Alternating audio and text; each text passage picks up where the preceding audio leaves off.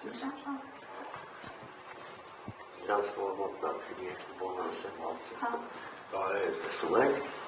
427 րոպե։ Խնդիր չի, ես բան եք պատասխանում էի հարցին։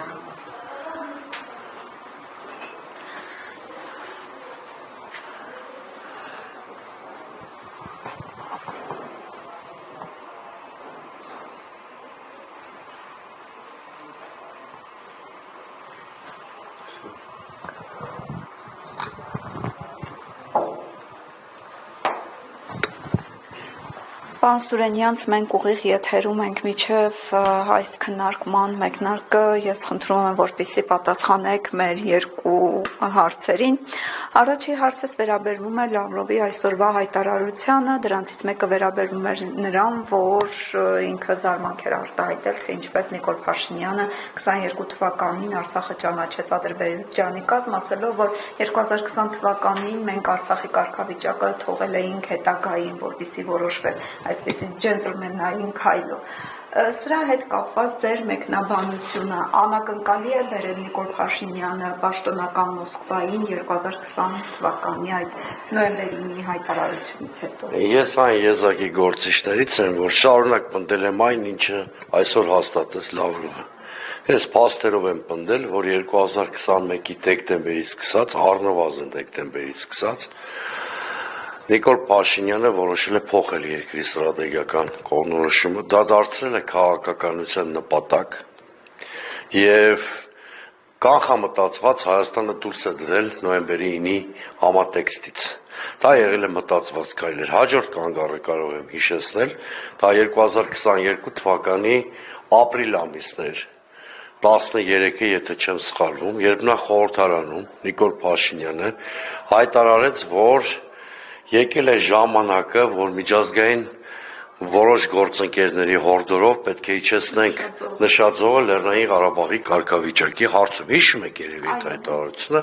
դրան անմիջապես հաջորդել շատ բուրըն ռեակցիան հասարակության, եթե հիշում եք, միանգամից մի քանի հազար մարդ հավաքվեց նիստերի դահլիճի մոտ, հետո սկսեց դիմադրության շարժումը, այդպես շարունակություն որպես դրա տրամաբանական, այս պրոցեսի տրամաբանական շարունակությունը դարձավ Պրագայի չարաբաստիկ քառակողմ հայտարարությունը,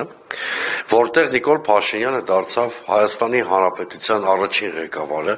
որ Արցախը ճանաչեց ունիտար Ադրբեջանի մաս։ Այո, սա եղել է երկրի ստրատեգիական կողմնորոշումը փոխելու Նիկոլ Փաշինյանի քաղաքականության գինը։ Նա կանխամտածված է գնացել Արցախի կործանմանը, ռուսական ազդեցությունը Հայաստանում եւ ռեգիոնում փոքրացնելու նպատակով։ Դրանք եղել են կանխամտածված քայլեր։ Ի հավելում, այսօր Լավրովը հետաքրքիր մեկ այլ բացահայտում է արել։ Այո, կուզում եք տվեք հարցը։ Ընդհանուր առմամբ նույն տրամաբանական շղթայում է, որի մասին ես ու էլի մի քանի գործիչներ անդադ եթերներում պնդում ենք, անդադ մեզ կպցնում են ռուսամետի, չգիտեմ, ռուսական գործակալի պիտակներ առանց մեր խոսքի բովանդակությանը հակադարձելու։ Հիմա այսօր Լավրովը շատ հստակ ասեց, որ ջերմուկի դեպքերից հետո հապկ արձագանք, նաև ինչ-որ խաղաղապահ առաքելություն կամ զինված ուժեր ուղարկելու մտադրություն են ունեցել, որը հայկական ղեկավարության կողմից մերժվել է։ Հայաստանի իշխանությունը մինչև այս պահը այնպես էր ներկայացնում, որ իբր սեպտեմբերին 2022 թվականի տեղի է ունեցել ճգնաժամ, ջերմուկի եւ այլ դեպքերի հետ կապված, սեպտեմբերյան այդ ճգնաժամը, ինչի պատճառով իրենք ստիպված են գնացել ջերմուկում, բանը կներեք, Պրահայում քառակողմ հայտարարության ստորագրման։ Ես ասում եմ դա բացարձակ սուտ է եւ քրոնոլոգիան իմ բերած ապացուցում է ճիշտ հակառակը։ Ավելին ջերմուկին նախորդել է օգոստոսի 31-ին Միշելի մոդերատորությամբ Փաշինյան-Ալիև հերթական հանդիպումը։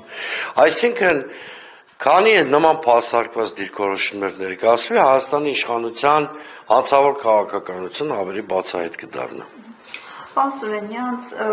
Լավրովի այս այցը ինչի մասին է խոսում, սրանից առաջ էլ մենք գիտենք, որ Իրանի պաշտպանության նախարարն էր այցելել Հայաստան, այս այցերը ինչի մասին է խոսում, նաև այս համատեքստում հիշեցնենք Իրան-Ադրբեջան զորավարժությունները։ Գիտեք,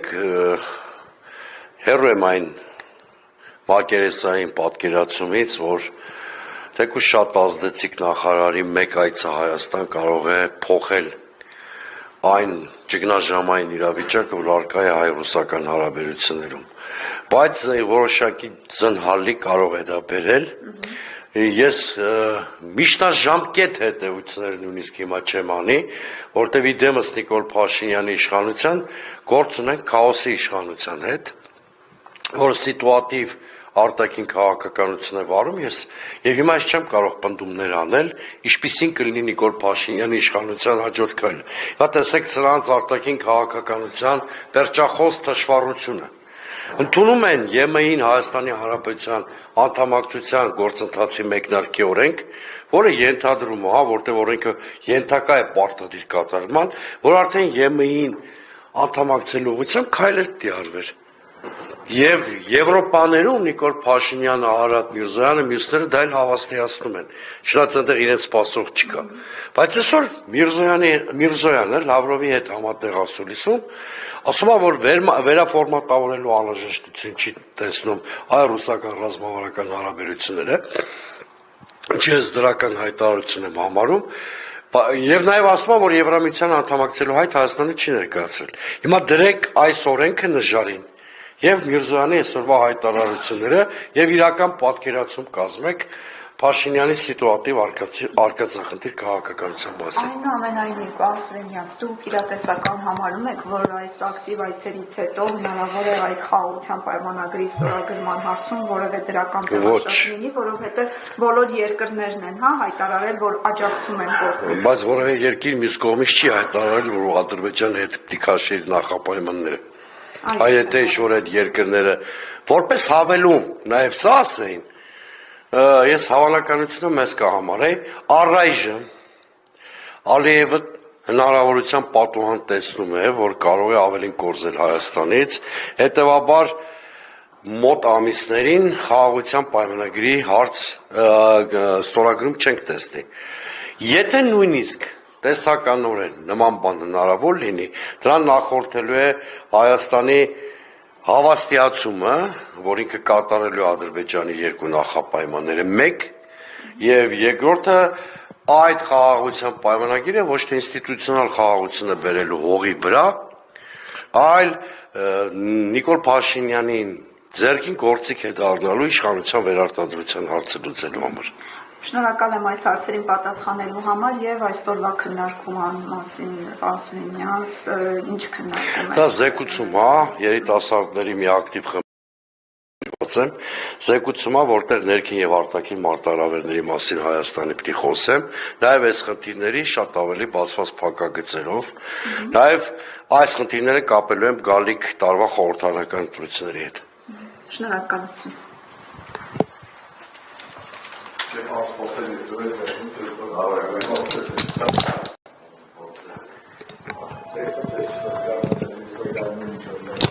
Բարև ձեզ։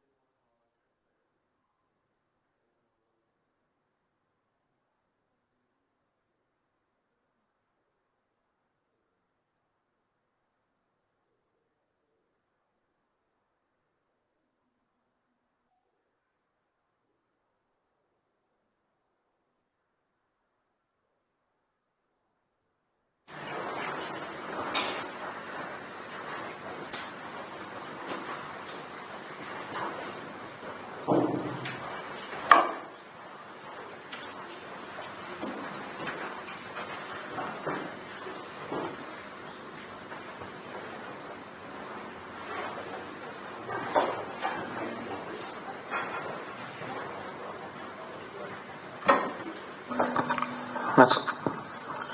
հարգելի հյուրեր, ինչպես գիտեք, այսօր կամրջելով սահմանեն նախաձեռնությունը կազմակերպել է սեմինար քննարկում եւ այսօրվա մեր հյուրը Դեմոկրատական այլընտրանք կուսակցության նախագահ, քաղաքագետ պատմաբան Սուրեն Սուրենյանցն է։ Պարոն Սուրենյանցը այսօր խոսելու է քաղաքական ռեալիզմի պատմության մասին եւ արդեն կարող եմ խոսքը փոխանցել պարոն Սուրենյանցին։ Բարձր շնորհակալություն նախաձեռնության եւ հրավերի համար։ Այսօր ես պիտի խոսեմ այն արտաքին եւ ներքին մարտահրավերներին, որոնց բախվում է Հայաստանը, դրանք կենսական նշանակություն ունեն, քանի որ գիտեք, հաջորդ տարի արդեն խորհրդարանական հերթական ընտրություններն են, ներքին խոսույթում, ներքաղաքական օրակարգում զգալիորեն սրվելու են արտաքին եւ ներքին քաղաքականության փոխկապակցվածության մասին ես չի որ պիտի ասեմ, բոլորդ դրա մասին քաջատեղյակ եք։ Ասիկ հիմա, եթե գանք արտաքին մարտահրավերներին, որն է Հայաստանի առջև ծառացած գլխավոր մարտահրավերը։ Անշուշտ դա հայ-ադրբեջանական չլուծված հակամարտությունն է։ Ինչքան էլ Նիկոլ Փաշինյանը իշխանության այլ առանցքային դեմքեր շարունակ պնդեն, որ խաղաղության գործընթացը անշրջելի է, որ մենք դատապարտված ենք խաղաղության եւ այլն, նույնիսկ այն խաղաղության պայմանագիրը, որը ամբողջովին ձևավորվել է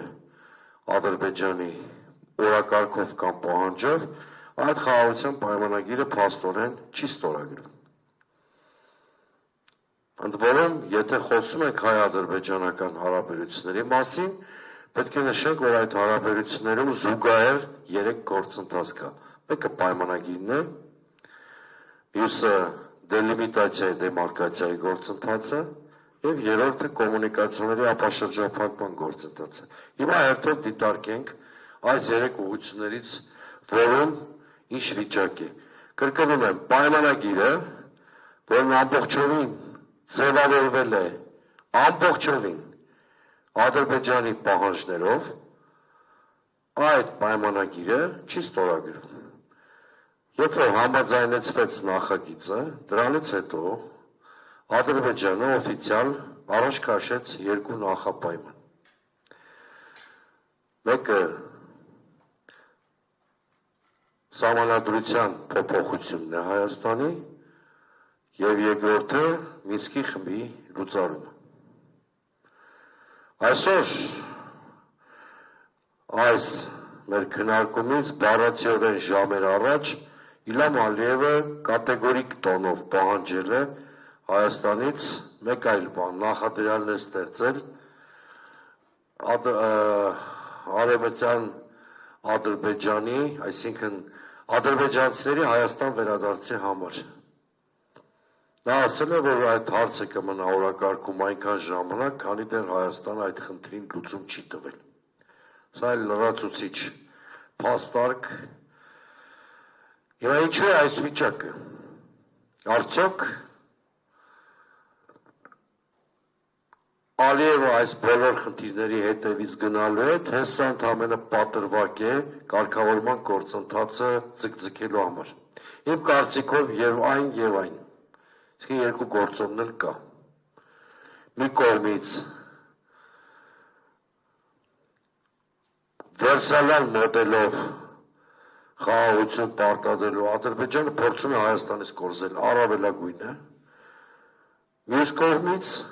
Ադրբեջանին անդադար նախապայմանները պետք է, որտեղ նա չի ուզում ստորագրել խաղաղության պայմանագիրը։ Բայց ինքնին հասկանալի է, որ Ադրբեջանի գլխավոր խնդիրը Լեռնային Ղարաբաղը կլանելուց հետո մնում է Զանգեզուրի միջանցքը։ Իսկ այս բոլոր թվարկած խնդիրները իրենց նշանակությամբ շատ ավելի պակաս կարևոր է Բաքվի համար, քան Զանգեզուրի միջանցքը։ Երկրորդ ուղղության մասին խոսեմ։ Երկրորդ ուղղությունը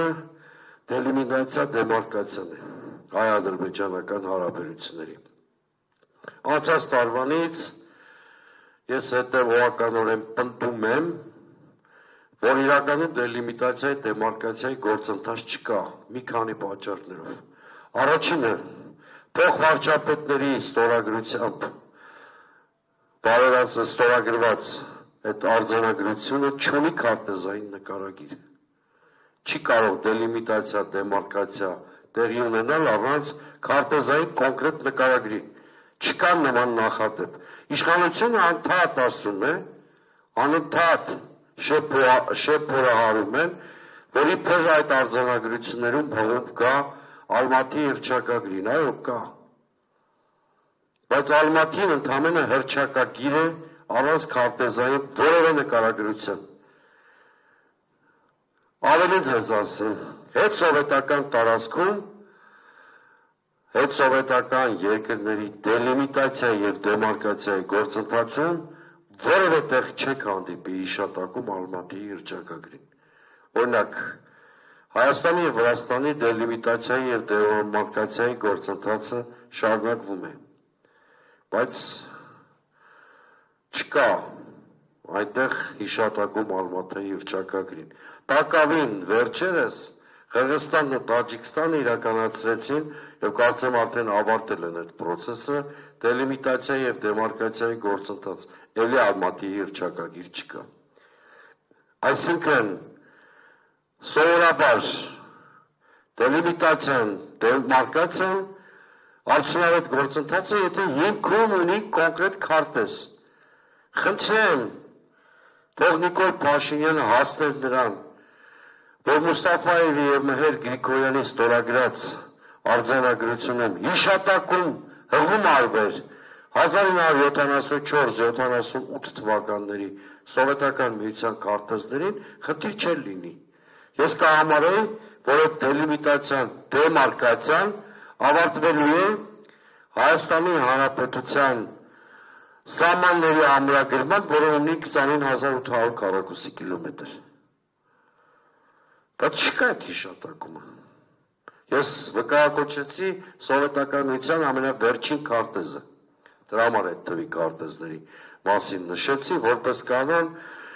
այդ քարտեզները պիտի հիմք ընդունվեր, որովհետև չէր կարող կամայական, ասենք սովետական միության սկզբնական շրջանի ինչ-որ քարտեզ հիմք ընդունվել։ Այսինքն քարտեզային նկարագիր չունի, մեկ, երկրորդը դելիմիտացիան, դեմարկացիան երկու կողմերի փոխադարձ համաձայնությամբ տեղի ունեցող գործընթաց է։ Մինչդեռ հիշում եք, ինչ էր հայտարարում Նիկոլ Փաշինյանը 1 տարի 2 ամիս առաջ Տաուշի մարզի Ոսկեպար գյուղի Միշտակար դպրոցի դահլիճում։ Նա ասում էր, որ Ադրբեջանի այս պայմանները չկատարենք, մինչև շաբաթվա վերջ երկու կողմից Հայաստանից սպառնում են ներխուժում, Ադրբեջանի կողմից եւ Թուրքիայի։ Այսինքն, բաց խոստովանությունն է, որ միակողմանի զիջման հետ գործ ունենք, փաթեթավորված շատ գեղեցիկ բառերով՝ դելիմիտացիա, դեմարկացիա, եւ ամենակարևորը, ուր այդ դելիմիտացիա, դեմարկացիայի շարունակությունը։ Տաուշում այն բանից հետո, երբ որ Տաուշում փլուզվեց հայկական պաշտպանական դիրքերը փլուզվեցին, դրանից հետո դելիմիտացիա, դեմարկացիան 1 սանտիմետրով անգամ տեղից չի շարժվել։ Այդպես մնացել է, որտեղ Ադրբեջանի նպատակը կոնկրետ Տաուշում 44-օրյա պատերազմի հետևանքներին չենթարկված միակ դիրքերն էին դրանք հայկական։ Այսինքն 44-օրյա պատերազմը Տաուշի մեր պաշտպանական կարողությունների դիրքերի վրա չէր ազդել։ Հավասիկ Ադրբեջանը նպատակ էր դրել 44-օրյա պատերազմի հետևանքները տարածելի դարձնել նաև Տաուշի հատվածում, ինչը արեց։ Սա որևէ կապ չունի դելիմիտացիա, դեմարկացիայի հետ։ Դες առաջին անգամ եմ լսում, որ մի սահմանահատվածում, կոնկրետ 12.5 կիլոմետրի մասին է խոսքը, դելիմիտացիան, դեմարկացիան իրականացվի միջև արձանագրությունների ստորագրումը։ Սա էլ մի տարօրինակ երևույթ է համաշխարհային պատմության մեջ։ Երրորդ ուղղությունը հայ-ադրբեջանական հարաբերությունների դա կոմունիկացիաների ապաշրջափակման հարցն է։ Սա ամենասկզբունքային հարցերից մեկն է, որտեղ այստեղ կողմերի դիրքորոշումը տրամագծորեն տարբեր են։ Ադրբեջանը Հայաստանից անխոչնդոտ ճանապարհ է ուզում դեպի Նախիջևան, սա ենթադրում է, որ այդ ճանապարհի վրա բացակայելու են կամ չեն լինելու մաքսային, սահմանային, անձնագրային վերահսկողության ռեժիմները, սա դրա մասին է, անխոչնդոտ ճանապարհը դա է։ Հայաստանի դիրքորոշումը փոփոխական է ու անհասկանալի, չնայած պաշտոնական Երևանը ասում է, որ ինքը չի անդուրժելու միջանցքային տրամաբանություն, բայց կարծես թե այդ միջանցքային տրամաբանության վերապահումը ուղղված է միայն Ռուսաստանին։ Օրինակ, որ Եվրամիության հանձնաժողովի նախագահ Ուրսուլա ֆոն դեր Լայենը Սամարղանդում հայտարարում է տրանսկասպյան միջանցքի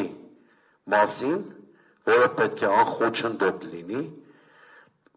Զանգեզուրի միջանցքը տրանսկասպյան միջանցքի կամ միջին միջանցքի մի հատվածն է, Հայաստանի իշխանությունից որևէ վերապահում չկա, չեք լսում որևէ առարկություն։ Շատ մեծ մտավախություն կար, որ համաշխարհային տուրբուլենտությունից ելնելով ադրբեջանական ներխուժման ականատես կլինենք Սյունիքում։ Կար այդ մտահոգությունը ամբողջովին վերացած չի, բայց մեզանից անկախ, մեզանից դուրս տեղի են ունեցել մի շարք բարենպաստ իրադարձություններ, որոնք առնվազն այս պահին գրեթե բացառում են Ադրբեջանի լայնածավալ պատերազմը Հայաստանի դեմ։ Իսկ ինչ է տեղի ունեցել։ Տեղի ունեցել այն, ինչը կանխատեսելի էր, բայց հիմա մի սոայրուն է ստանում, արմատապես հակադիր են ռազմավարական երկու դաշնակիցների, Միացյալ Նահանգների եւ Իսրայելի պատկերացումները մի շարք հարցերի վերաբերյալ։ Եթե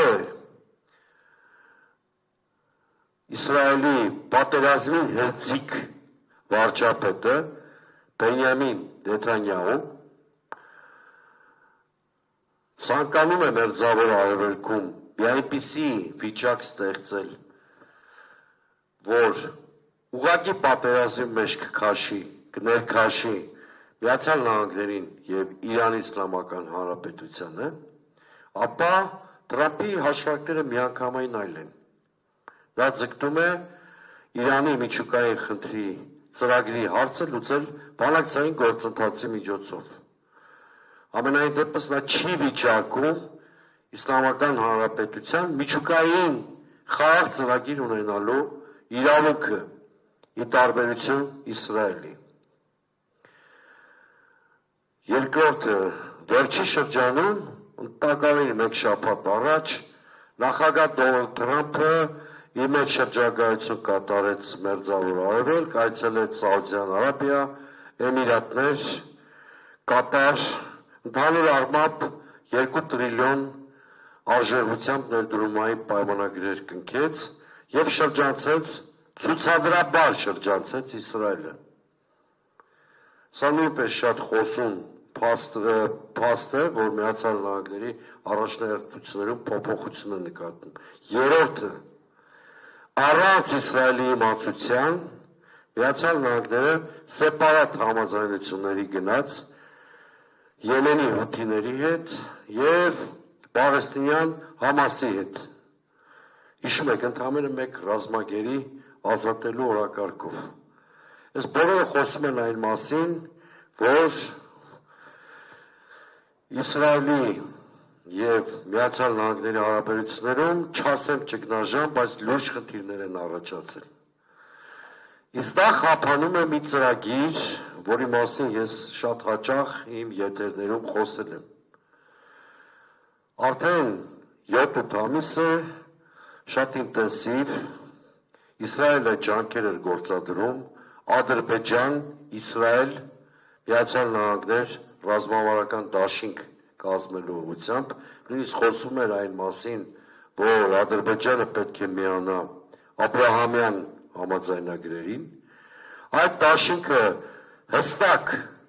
հակաիրանական ուղղվածություններ ունենալու եւ այդ հնարավոր ռազմական կամպանիայում Ադրբեջանի վերաբերած էր չափազանց մեծ դերակատարություն, որպես պլազդարմ Իրանի դեմ գործողությունների եւ բացի այդ դուք գիտեք, որ մոտ 15 միլիոն էթնիկ ադրբեջանցիներ են ապրում Իրանի Իսլամական Հանրապետություն, նրանք էլ պետք է իշոր իմաստով 5-րդ Շահրասյան դեր կատարեն։ Այս պահին Իրանի շուրջ, բնականաբար Ադրբեջանը այդ կոալիցիան մասնակցելով իր գինը պիտի պահանջեր, իսկ այդ գինը վճարելու էին Հայաստանն ու հայ ժողովուրդը, օրինակ Սյունիքի տեսքով։ Բարեբախտաբար այս պահին, ինչպես նշեցի, Իրանի միջուկային ծրագրի շուրջ Թրամփը գերապատվությունը տալիս է դիվանագիտական լուծումներին, այս վտանգը ինչի մասին խոսում է, այդ արավիրքը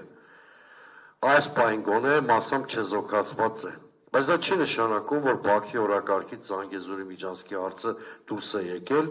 մանավանդ Բաքվում կամ Թել Ավիվում ու Երուսաղեմում այնքան էլ վստահ չեն, որ Թեհրանի ու Վաշինգտոնի միջուկային բանակցությունները դրական հանգուցալուծում կստանան, ու մի շարք այլ հանգամանքներ։ Այսինքն եկեք ֆիքսենք, կոմունիկացիաների ապաշրջապատման հարցում ռիսկերը մասամբ չեզոքացված են, բայց Զանգեզուրի միջանցքի օրակարգի թեման մնում է օրակարգում։ Հիմա մենք արձանագրեցինք այսպիսով, որ հայ-ադրբեջանական հարաբերությունների 3 տրեկներից որևէ մեկում հաջողություն արձանագրված չէ եւ այդ խնդիրը այդ չլուծված հակամարտությունը Հայաստանի առջև ծառացած թիվ 1 մարտահրավերն է։ Դա այնպիսի մի մարտահրավեր է, որը կասկածի տակ է դնում անգամ Հայաստանի Հանրապետության պահպանումը տարածքային այսօրվա պարամետրերի շրջանակում։ Ինչու այս վիճակը առաջացավ։ Շատ ենք խոսել այդ մասին, հիմա շատ երկար չեմ խոսի։ Ես ընդհանուր կնշեմ Նիկոլ Փաշինյանի 3 արկածախնդրություն, որը երկիրը կանգնեցրեց այս վիճակի առաջ։ Առաջին, նախապատերազմյան փուլում մենք գործ ունենք ոչ մի թիզական հանդուկն Նիկոլ Փաշինյանի հետ, որ իր քայլերով պատերազմը բերեց մեր դուրը։ Հիմա իշխանությունը էլի կշահարկի։ Երբ որ ես ասում եմ Նիկոլ Փաշինյանը պատերազմի հրձիկ է, դա չի նշանակում, որ ես ասում եմ պատերազմը սկսեց Նիկոլ Փաշինյանը։ Դրանք տարբեր բաներ են։ Շատ տարբեր բաներ են։ Ադրբեջանը միշտ էլ ագրեսիվ նպատակներ ունեցել է։ Բայց միշտ չի, որ Հայաստանի իշխանությունը առիթ է տվել Ադրբեջանին, որպեսզի այդ ագրեսիվ գործողությունները գործի մեջ դնի։ Նախապատերազմում Նիկոլ Փաշինյանը ամեն ինչ արեց, որ դավագրգռի ոչ միայն Ադրբեջանին, այլ միջնորդական առաքելություն ստանձնած 3 միջուկային գերտերությունների՝ Ռուսաստան, Ֆրանսիա, Ամերիկայի Միացյալ Նահանգներ։ Կարող եմ մի քանի քայլերը հիշեցնել։ Նրա սեղանին դրված է եղել մի փաստաթուղթ, որի մանրամասներին ես ծանոթ եմ։ Այդ փաստաթուղթը պայմանական կարող եք համարել Լավրովի պլան կամ կարող եք համարել 5 գումարած 2 փաստաթղթի անունը, որը ենթադրում էր շատ բալանսավորված կարգավորում Լեռնային Ղարաբաղի խնդրի եւ գրեթե բացառում էր պատերազմի սանձազերծումը։ Նիկոլ Փաշինյանը ոչ միայն մեր հասարակությանը խաբել է, ասելով, որ սեղանին կարգավորման պլան չկա, իսկ պլան դրվել է 2 անգամ, 2019 թվականի ապրիլին եւ 2019 թվականի հունիսին։ Դերևս Լավրովը այստեղ է, մեր գործընկերները կարող են առիթը օգտագործել այդ հարցը տան հաստատ կհաստատի իմ ասածը։ Որովհետև այդ մասին Ռուսաստանի ԱԳՆ ներկայացուցիչ Պոպովն է հայտարարություն արել, որը չի երկվել Ֆրանսիայի եւ Միացյալ Նահանգների կողմից։ Միանշանակ երկված կլիներ, եթե սուտ լիներ։ Չնայած վերջերս իշխանություններն են խոստովանում, որ այդ պլանը եղել է։ Նիկոլ Փաշինյանի արդարացումը սադիզմին հավասարվող ցինիզմ է։ Ասում եմ, եթե գնայի այդ պլանի բավարարման, ինձ ժողովուրդը կհամաներ դավաճան։ Այդ պլանը ասեմ ինչ էր ենթադրում։ Լեռնային Ղարաբաղին հարակից 5 շրջանները վերադարձվում էին Ադրբեջանին, Լաչինի և Քելբաջարի հարցը չէր քննարկում վերադարձի, մինչև Ադրբեջանն ու Հայաստանը համաձայնության գային Լեռնային Ղարաբաղում հանրաքվեի անցկացման հարցի շուրջ։ Դա մի հրաշալի պլան էր, որը երաշխավորում էր Լեռնային Ղարաբաղի սուբյեկտությունը և երաշխավորում էր Լեռնային Ղարաբաղի հայկականությունը։ Դա քիչ էր, Նիկոլ Փաշինյանը միշտորդներին ձեռնոց նետեց, ասելով, որ ինքը չի հասկանում, թե ինչ է թաքնված մադրիդյան սկզբունքների անորոշությունների մեջ և հեղինակեց իր մյունխենյան սկզբունքները։ Սա ուղղակի, ինչ ասեմ, արդեն ոչ թե Ադրբեջանին դեմ նետված ձեռնոց էր, այլ Ֆրանսիայի դեմ նետված ձեռնոց էր, Ռուսաստանի դեմ նետված ձեռնոց էր, Միացյալ Նահանգների դեմ նետված ձեռնոց էր, հետո անմիջապես մեկնեց Արցախ, լայքեր ու ծափեր վաստակելու նպատակով հայտարարեց Արցախը Հայաստանը և վերջ, ըստ էության փաստելով Հայաստանը դուրս է գալիս կարգավորման գործընթացից։ Իսկ եթե հակամարտող կողմերից մեկը իրեն դուրս է դնում կարգավորման գործընթացից, հետո ինչ է տեղի ունենում, ասեմ, թե բոլորդ պատկերացրիք։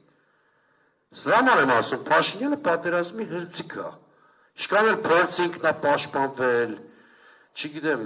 ինչ-որ տարբեր բաներ ասել, պատերազմի հրձիգ է նա ամեն ինչ արել է, որպեսզի Ալիևը ալիբի ունենա պատերազմ սկսելու։ Նա ամեն ինչ արել է, որպեսզի Հայաստանը զրկվի միջազգային աջակցությունից իր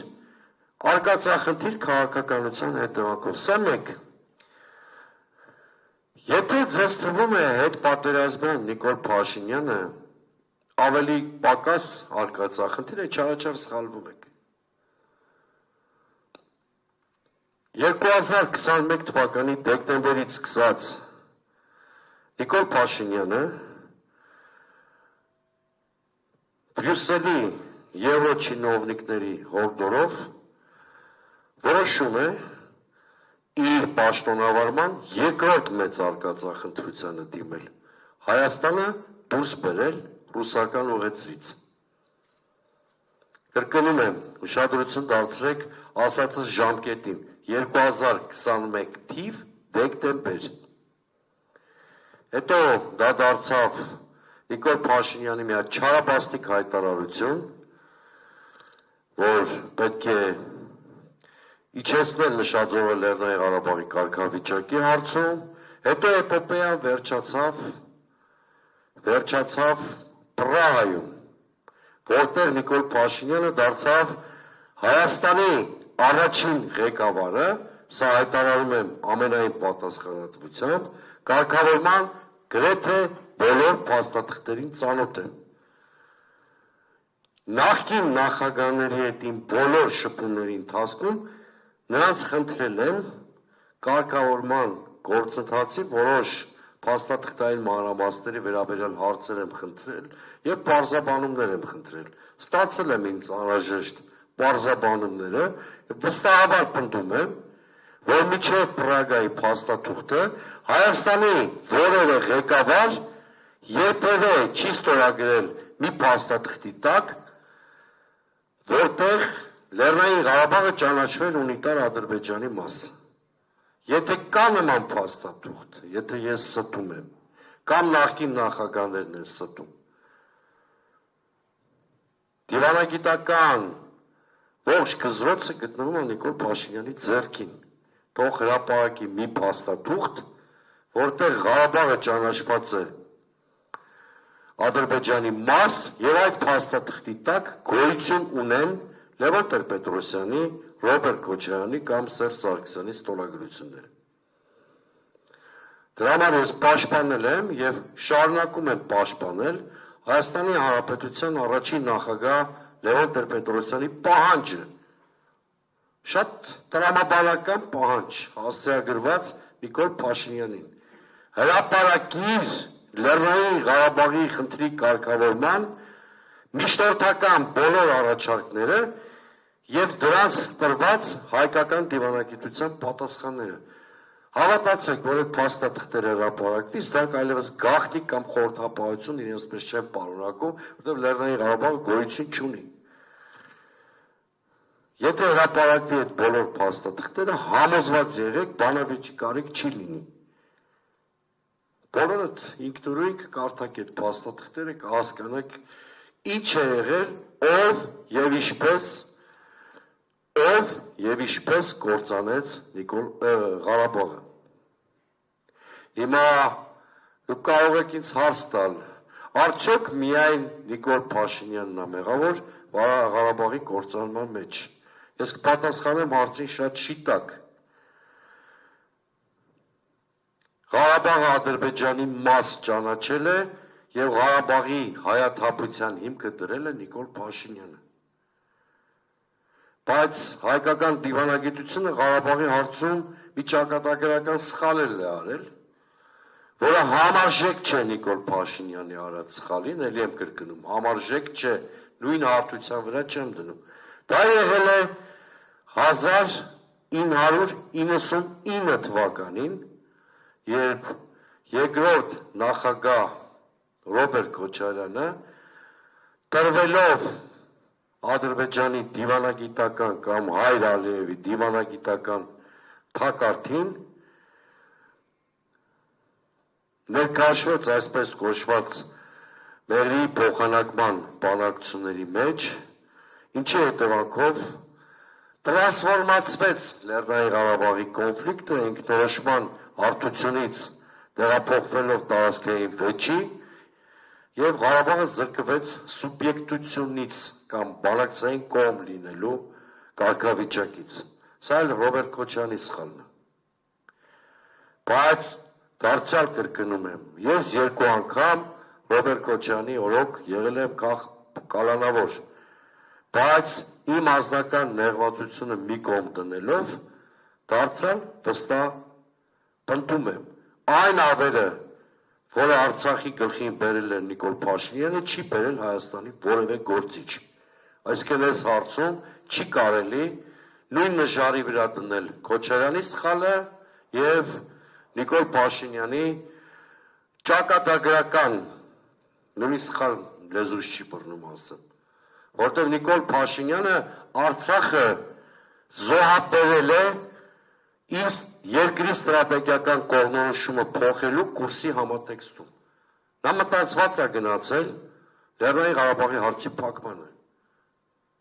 Փաստերով ես դա կարող եմ հիմնավորել։ Հիմա կասեք ինչի, շատ պարզ։ Նա որոշել էր փոխել Հայաստանի արտաքին քաղաքական կողմնորոշումը եւ Արցախը կործանելով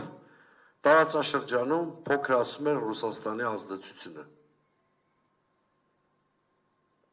Ֆիքսենք երկրորդ արկածախնդրությունը Նիկոլ Փաշինյանի, որը արժեցավ մեր ժողովրդի համար Արցախի կորուստ։ Դա երկրի ստրատեգիական կողմնորոշման փոփոխությունն է։ Հիմա գամ Նիկոլ Փաշինյանի երրորդ ճակատագրական սխալին։ 2023 թվականի դեկտեմբերի 12, կհիշեք այդ օրը, արդեն Արցախը կործանվել էր, չկար, մարդիկ կալանավորվել էին, տարվել էին Բաքու, ռազմաքաղաքական ղեկավարները, այսինքն նոր գերիներ ունեինք։ Ադրբեջանը Նիկոլ Փաշինյանին առաջարկում է վերադարձնել գերիների մի խմբականակ։ Գերիների մի խմբականակ, կրկնում եմ, ոչ ամբողջ թվով գերիների։ Գերիների մի մասը վերադարձնում է, որի դիմաց Նիկոլ Փաշինյանից կորզում են համաձայնություն, որ այսուհետ հայ-ադրբեջանական հարաբերություններում միջնորդներ չեն լինելու, բանակցությունները լինելու են ուղղակի, առանց միջնորդների։ Այստեղ մի կարևոր բան եմ ուզում արձանագրել։ Նիկոլ Փաշինյանը, փաստորեն, ռեզյումե անենք, Նիկոլ Փաշինյանը Եվրամիության չինովնիկների եւ Ադրբեջանի հորդորով հրաժարվեց ռուսական միշտորտական արտակից, հետո պատկերավոր ասեմ, Ալիևը նրան արածացրեց Բրյուսելի և Պրահայի արոտավայրերում, կլանեց Արցախը, որից հետո նույն Ալիևը որոշեց Փաշինյանի հետ բանակցել դեմ առ դեմ, առանց միշտորդների։ Հիմա ես ասեմ, միջազգային հարաբերություններում որոշիչ են երկու հանգամանք, ուժերի հարաբերակցությունը, ուժային բալանս են ասում, և դիվանագիտական միջավայրը։ Հայաստանի և Ադրբեջանի միջև այնպիսի ուժային դիսբալանս կա, այնպիսի մեջ խզում կա, որ առանց միշտորդների ուղղակի բանակցությունները այլ բան չեն նշանակում, քան քննարկել Հայաստանի կապիտուլյացիայի ճանապարհային քարտեզ, ինչի ականատես այսօր բոլորս լինում ենք։ Սա հասկանալու համար միջազգային հարաբերությունների ֆակուլտետի նույնիսկ առաջի կուրսի ուսանող լինել պետք չի։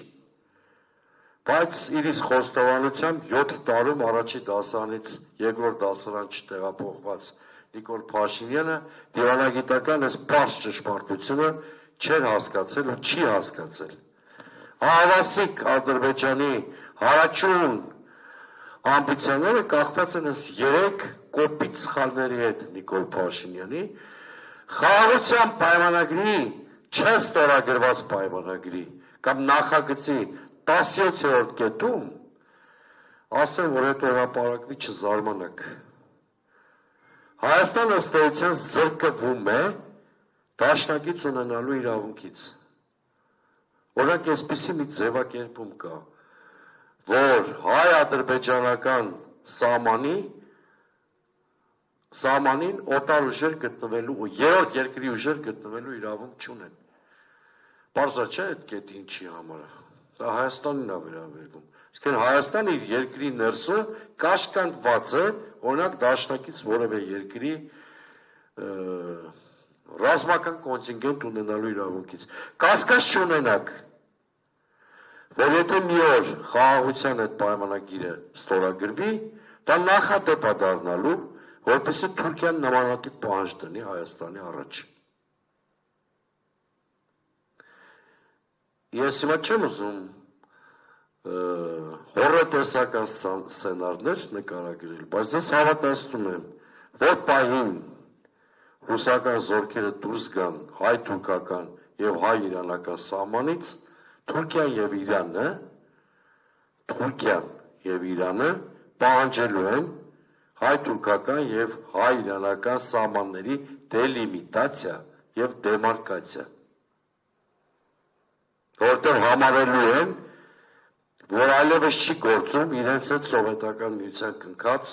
կամ Ռուսաստանի կնքած համապատասխան փաստաթղթերը։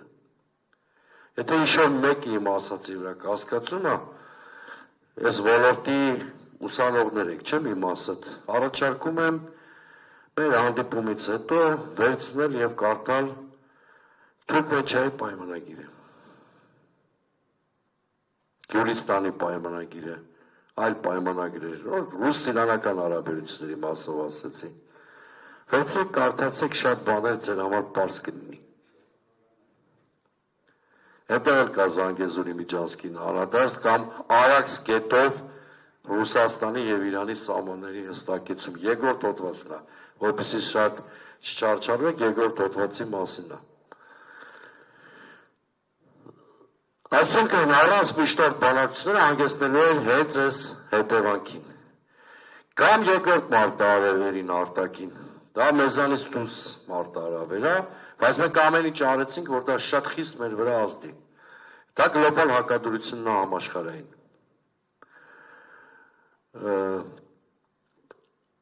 Արևմուտքի և Ռուսաստանի հակադրությունը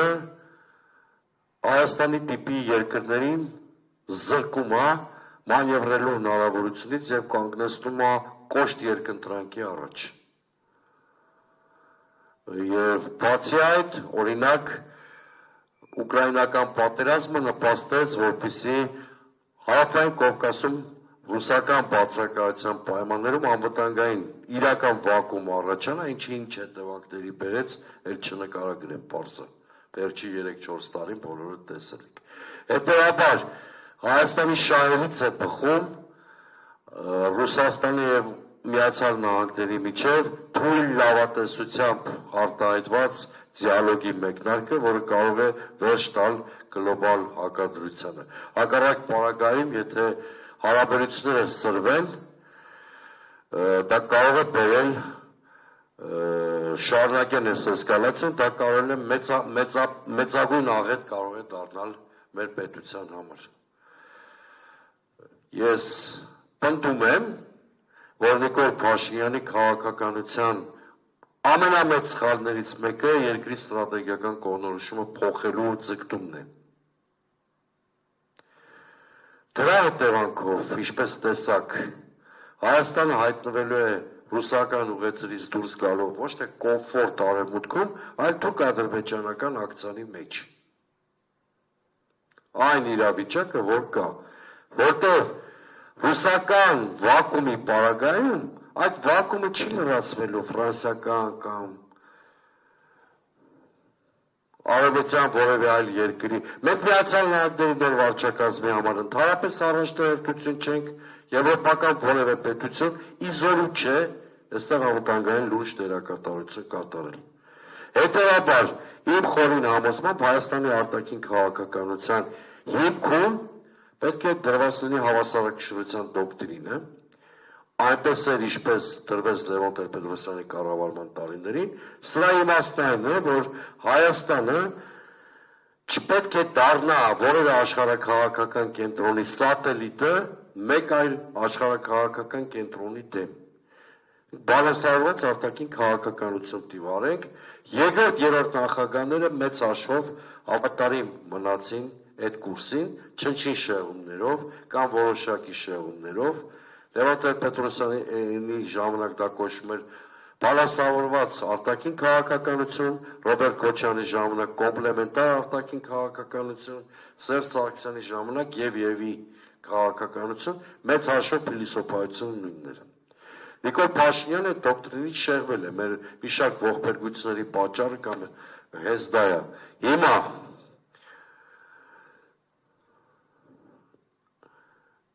այս քաղաքականությունը նույնիսկ այս տուրբուլենտության պայմաններում միանգամայն հնարավոր է։ Ղազախստանը վարում է բալանսավորված շփայլուն արտաքին քաղաքականություն։ Ինչքան էլ տհաճ է խոստովանել, Ադրբեջանը վարում է փայլուն բալանսավորված արտաքին քաղաքականություն։ Նույնիսկ մեր հարևան Վրաստանը։ Và տեսեք աբսուրդը։ Այսօր Լավրովի հետ համատեղ ասուլիսի ընթացքում Արաբ Միրզոյանը հայտարարում է, որ Հայաստանը Եվրամիության անդամակցության հայտ չի ներկայացրել։ Այստեղ հասկանում եք, ձեզ ոնց են խաբում։ Բայց անդամակցության հայտ չպետք է ներկայացնեիք։ Ինչի պարլամենտում օրենք, ոչ թե հայտարարություն, այլ օրենք ընդունեցիք Եվրամիության անդամակցության գործընթաց սկսելու մասին։ Այսինքն դրա դիմաց չստացաք ոչինչ, բայց փչացրեցիք հայ-ռուսական հարաբերությունները։ Չի կարելի արտաքին քաղաքականությունը շփոթել ստրիպտիզի հետ։ Սա բացատրեմ ասածիս իմաստը։ Երբ գնալ Մոսկվա ասել են ինչ-որ ուզում են լսել ռուսները, գնալ Եվրոպա ասել են ինչ-որ ուզում են լսել եվրոպացիները, այսինքն բոլորին խաբել, մատի վրա ֆրազնել։ Չի կարելի Պուտինին, Մակրոնին, Թրամփին վերաբերվել այնպես, ինչպես Նիկոլ Փաշինյանը վերաբերվում է պայմանական ասած Ախուրյանցի անոյին։ Այսինքն չի կարելի գերտերությունների ղեկավարներին այդքան ցինիկ ձևով խաբել։ Դրա գինը վճարելու է այս ժողովուրդը։ Դրա համար այս 7 տարիների ընթացքում հիմա կամ մյուս մարտահրավերներին, բայց դրանց վրա շատ չեմ ծանրանա, որպեսզի հարցերի ժամանակ տան։ Ուրեմն Նիկոլ Փաշինյանի կառավարման 7 տարիներին 41500-ով պակասել է սահմանամերձ 3 մարզերի բնակության թիվ՝ Տաուշ, Սյունիք, Գեղարքունիք։ Սյունիքում 105000 մարդ է մնացել։ Այս մասին որ անդադ չենք բարձրաձայնում, որպեսզի ժողովուրդը խուճապի մեջ չմատնվի, խուճապի ճիրաններում չհայտնվի։ Իրականում 41,500 չի պակասել, 54,000 է պակասել։ Որովհետև այս պետական վիճակագրության թվերի արցախցիների 13,000-ը հանգրվանել են այս 3 մարզերում։ Այսինքն այդ 13,000-ն էլ որ գումարում ես, իրականում այդ սահմանամերձ մարզերի բնակչության թիվը կրճատվել է 54,000-ում 7 տարով։ 7 տարվա ընթացքում։ Սա կատաստրոֆիկ թիվ է։ Լրիվ անտարբերություն, խորը անտարբերություն, երբ որ Սյունիքի առնվազն 3, Գեղարքունիքի Տավուշի առնվազն 2 գյուղ 63 օրակ գտնվում են Ադրբեջանի թիրախավորման տակ, ամեն օր, որոշակի ժամերի։ Ու ձեր կարծիքով խնացախում կամ խոզնաբարում ապրող մեր հայրենակիցները կամիկաձեներ են ու պիտի այդ պայմաններում իրենց երեխեքին պահեն այդ գյուղերում։ Սա նշանակում է արտաքին քաղաքականություն չիրականացնել։ Մեզ ասում են առաջարկներ չեք անում։ Ով ասեց, ես իմ բոլոր ելույթներում անում եմ։ Ասում են վերադարձի բալանսավորված արտաքին քաղաքականությանը, ճանապարհն եմ նշում։ Եթե ձեզ թվում է կոմունիկացիաների ապաշրջափակման հարցում ավելի լավ լուծում է գտնվելու, քան նկարագրված է նոյեմբերի 9-ի Եռակոմ հայտարարության 9-րդ կետում, չարաչար սխալվում եք։ Ասեմ խի եմ նման պնդում անում, որտեղ ուժերի բալանսը ավելի ի վնաս մեզ փոխվել, ավելի շատ է խզումը մեր ու Ադրբեջանի շատացել։ Ադրբեջանը խի պիտի համաձայնվի իր համար ավելի ոչ բարենպաստ լուծման, քան նկարագրված էր այդ նոյեմբերի 9-ի փաստաթղթում։ Այսօր Միրզոյանը ինչու չէր հակադարձում Արարատ Միրզոյանին, Լավրովին, որ իր կողքին նստած Հայաստանի ուսերին դրեց Արցախի կործանման պատասխանատվությունը։ Հիշտ դիվանագիտարային հարգիստ բառերով։ Հետո առիթն էր, թող հակադարձել, մենք էլ իմանայինք ինչ ա եղել, բայց ուրիշ բան իմացեք։ Պարզվեց այդ օրերին ՀԱՊԿ-ն հայտարարության տեքստա պատրաստած եղել ջերմուկի թեմայով եւ խաղապարակելություն պիտի ուղարկեր եւ վերջին պահին Հայաստանը հրաժարվել է այդ փաստաթուղթը ստորագրել։ Ու ծպտուն չի անում Միրզոյանը։ Այսինքն սա այս որակի արտաքին քաղաքականության հետևանքը սա պիտի լինի։ Հիմա մի քանի ներքին խնդիրների։ Ներքին խնդիրներն շատ սրված են, դեմոգրաֆիկ աղետ, նոր սահմանամերձ մարզերի մասին խոսացի, աղքատության ավելացում, ռուս ռելոկանտները գնացին, հիմա մենք տնտեսության համերը ճահճային վիճը, ստագնացիա է տնտեսության, իրականում ստագնացիա է։ Մի հատ տնտեսվարող, մոտ տնտեսվարողի գտեք, ապառոտը հարցրեք, իր վերջի ամիսներին կամ վերջի 6 ամսվա 8 տարի, որ ռելոկանտները սկսեցին գնալ, այդ փուլից սկսած։ Ու ձեզ պատկերը լրիվ կասեն, առնվազն 20-25%-ի կրճատումը։ Տնտեսության գրեթե բոլոր ճյուղերում։ Պաշտոնապես, եթե չեմ սխալվում, 21%-ա, մշակող արդյունաբերությունը 27%, այս վիճակում մի խոսքով բևեռացված հասարակություն, աղքատացող հասարակություն, մենք մոտենում ենք 2026 թվականի խորհրդարանական ընտրություններին։ Այստեղ շատ կարճ կասեմ, իմ համար լավ ազդակ չէր, երբ որ երկրորդ նախագահը հայտարարեց, որ էլի պատրաստվում է ցուցակ գլխավորել, մասնակցել ընտրություններին, համարյա բաց տեքստով ասեց, սա իմ համար լավ ազդակ չի, որովհետև շատ մեծ վտանգ կա, որ կկրկնվի 2021 թվականի սցենարը։ Շատ մեծ վտանգ կա։ Կամ նախկիններին բոբոսարկելով Նիկոլ Փաշինյանը էլի կփորձի վերարտադրվել, կամ մի հատ ուրիշ բան տեղի կունենա։ Հասարակությունը կհամարի, որ այդ երկու բևեռների մեջ Քոչարյան Նիկոլ Փաշինյան, Չարյաս փոքրագույնը Քոչարյանն է, Քոչարյանին զենք գտավ։ Օրինակ Գյումրիում մի տես բան եղավ։ Հիմա այս մոդելը 2021-ի երկրի համար լավը չի, դա զարգացման չի բերելու։ Ես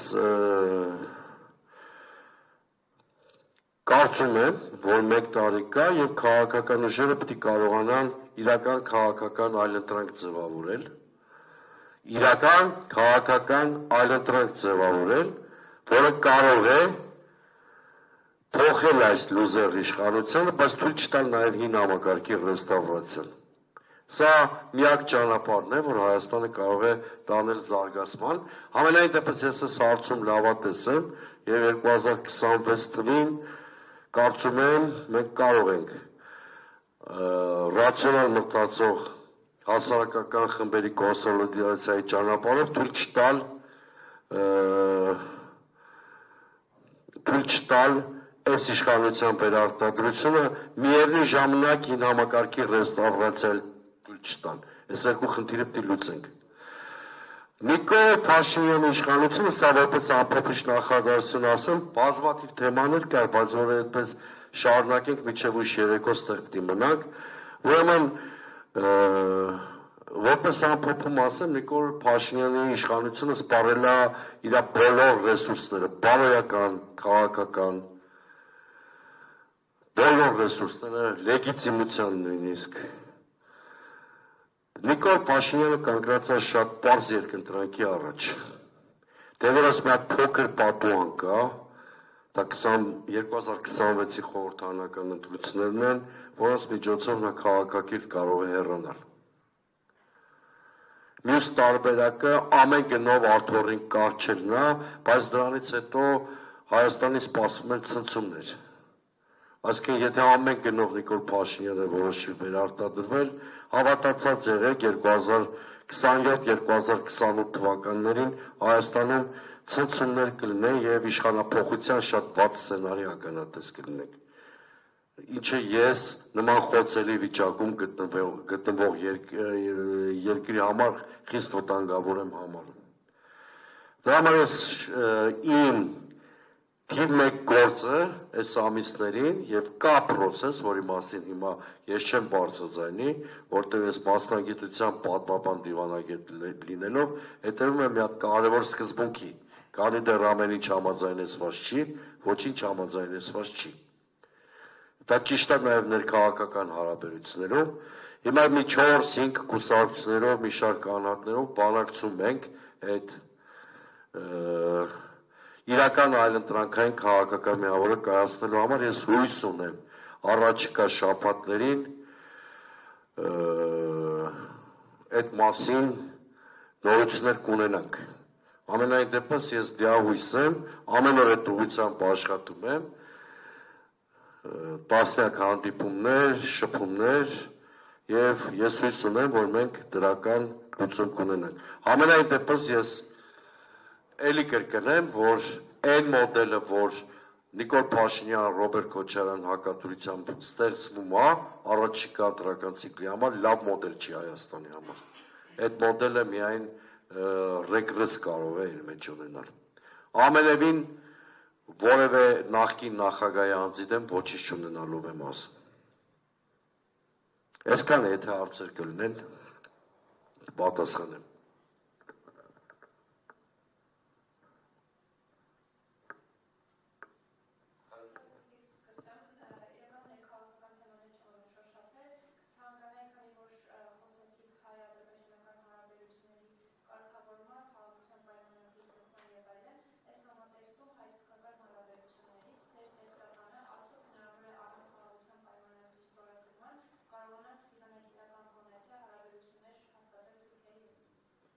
Շնորհակալություն, բայց մի հատ կեսկատակ բան ասեմ, Փաշինյանը ներքաղաքական կենդանի է, թե արտաքին քաղաքական։ Չես կատակ արեցի իրականում։ Ուղղակի ուզում եմ ասեմ, ոնց էլ պտույտ տանք, այդ երկու քաղաքականությունները շատ կապակցված են, բայց դեր հարցը շատ տեղին եւ շատ լուրջ հարց է, շնորհակալություն հարցի համար։ Նիկոլ Փաշինյանը ձեր ասացի տրամաբանությամբ է մտածում, տեղել է պատրանքներով առաջնորդվում, չնայած որ մեծամտություն չունենար, որևէ յութուբյան ալիքով մեզանից որևէ մեկի հարցազրույցը լսեր, դա կարող է այդ հարցումը ավելորդ պատրանքների չտրվել։ Նիկոլ Փաշինյանը պատրանքներ ունի, որ ինքը կարող է սիրաշահել Էրդողանին, նրա սիրտը շահել եւ այդ կերպ փորձել ճշում գործադրել Ադրբեջանի վրա եւ հասնել ինչ-որ հարաբերությունների կարգավորման համենուղությամբ։ Միշտեր կույր պետք չի ձևանալ կամ լինել, մենք գիտենք, կարդացել ենք Թուրքիայի Հանրապետության ազդեցիկ բոլոր պաշտոնյաների հայտարարությունները, չէ՞ թեմայով, պարոն Էրդողանի, Ֆիտանի, Իրանից առաջ Շաուշօղլիներ եւ մյուսների ընդհանրապես բոլորի հայտարարություններին ծանոթ ենք։ Նրանք անվերապահորեն հայտարարում են, որ հայ-թուրքական հարաբերություններում առաջընթաց կարող ենք ակնկալել, եթե կա կամ ստորագրված պայմանագիր հայ-ադրբեջանական կամ նախադրյալներ, որ այդ նման փաստաթուղթ ստորագրվելու է։ Հիմա Թուրքիայի ղեկավարները շատ անկեղծ այդ հարցին պատասխանել են։ Հետո 2021 թվականին Թուրքիան եւ Ադրբեջանը կնքել են Շուշի հռչակագիրը, որը ստրատեգիական համագործակցության մասին փաստաթուղթ է եւ այնտեղ էլ նկարագրված է այն, ինչի մասին մենք խոսում ենք։ Այսինքն պետք չէ ակնկալել հայ-թուրքական հարաբերությունների կարգավորում, եթե առաջընթաց չկա հայ-ադրբեջանական հարաբերություններում։ Դեռ ֆուտբոլային դիվանագիտությունը այդ պատճառով է տապալվել։ Միայն։ Դա չէ, Հայաստանը շատ ճկուն քայլեր արել էր եւ այլն եւ այլն։ Առաջընթաց չտեսան հայ-ադրբեջանական հարաբերություններում եւ առաջընթաց չեղավ նաեւ հայ-թուրքական։ Իդեպ սա Թուրքիայի դիրքորոշումը անբնական չի, բավականին ռացիոնալ դիրքորոշում է։ Ռեգիոնի երկու կոնֆլիկտ չեն կարող փոխկապակցված չլինել։ Հայ-ադրբեջանական եւ հայ-թուրքական հակամարտությունները կապակցված են, փոխկապակցված են։ Չի կարող հայ-ադրբեջանական հակամարտությունը սառեցվի, դրական լուծում տեսնենք հայ-թուրքական հարաբերություններում կամ հակառակը։ Ես դրա համար եմ ասում, պատեպատ քեզ մի տուր, զինանշանի դեմ կռիվ մի տուր, ցեղասպանության հարցում թուրքական ժխտողականության թեզեր մի տարածի, սահմանադրություն մի փոխի։ Եթե անգամ ադրբեջանական ենթապետություն Հայաստանը իրան հռչակի, վիճակը չի փոխվելու, մուրալով հարաբերությունների կարգավորման չեն հասնում։ Այդ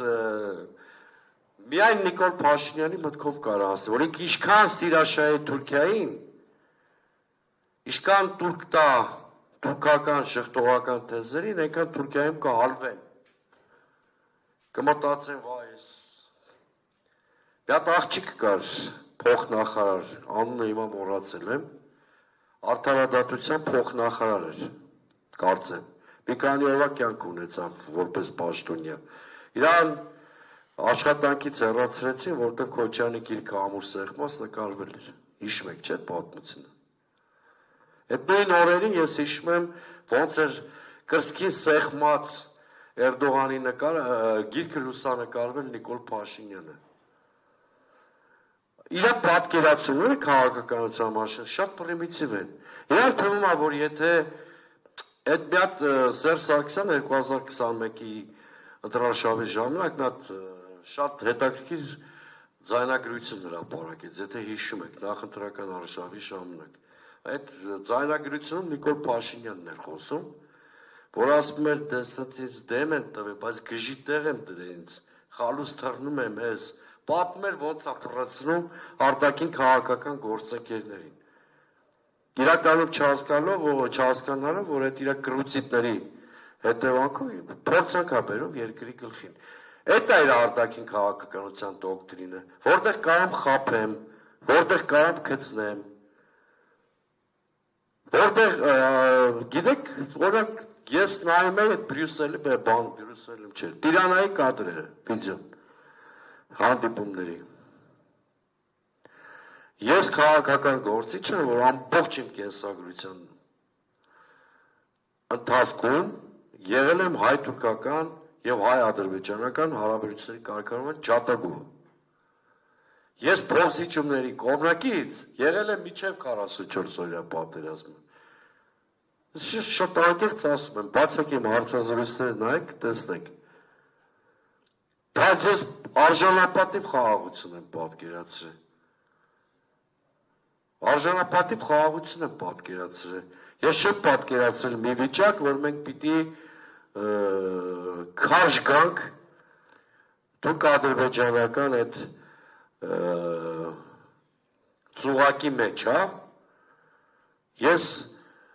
հարևան եմ համարում Ադրբեջանին էլ, Թուրքիային էլ եւ համարում եմ, որ անխուսափելի է նրանց հետ վաղ թե ուշ հարաբերությունների կարգավորումը։ Մենք ոչ մեկը ստերից չենք գնալու, ոչ մեկ ոչ իրանք։ Եվ ընդհանրապես դեմ եմ էթնիկ ատելության տարածմանը եւ այլն եւ այլն։ Բայց չի կարելի խաղաղության ձգտել ստորակարշորեն, դա չի ստացվելու։ Քո պատրանքները պետք չի շփոթել իրականության հետ։ Գիտեք, ում հետ ինքը հարաբերվում է բավականին կայացած լուրջ խարիզմատիկ ղեկավարներ են, Պուտին, Էրդողան եւ այլն, կարող եմ թվարկել։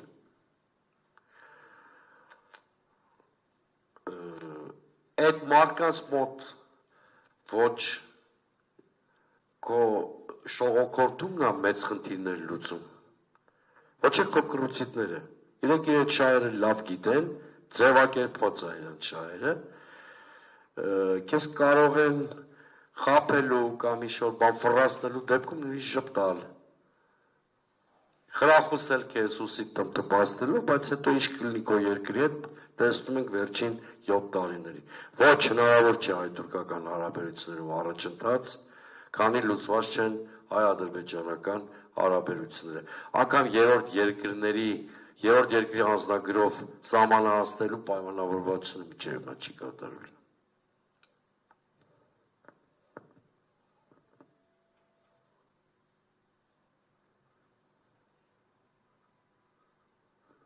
Okay, արժ չունեք։ Խնդրեմ։